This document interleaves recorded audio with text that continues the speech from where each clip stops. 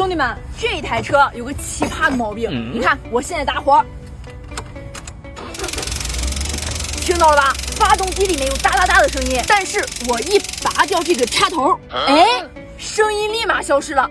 你知道什么原因吗？这种情况你不要去考虑什么皮带，考虑系脚垫，更不要去考虑什么气门间隙过大。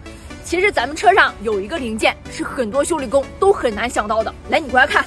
就是它叫碳罐电磁阀，咱给它拆出来看看。咱们先拔掉插头，然后给它拿出来，拔掉这头的管子。好，再顺着这根管子往上捋，拔掉这头。OK， 你看这个碳罐电磁阀就取下来了。它其实就是一个电子阀门，通电之后打开，这两根管就接通了；断电之后关闭，这两根管就不通了。我现在怀疑啊，它是断电之后关闭不严漏气了。我们来试一下。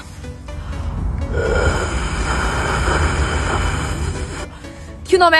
果然是它漏气了，那就说明是它出问题了，怪不得它哒哒哒的响呢。既然找到问题的原因了，解决起来不就简单了吗？这个是我刚从网上买回来的新的碳罐电磁阀，只花了1碗拉面钱。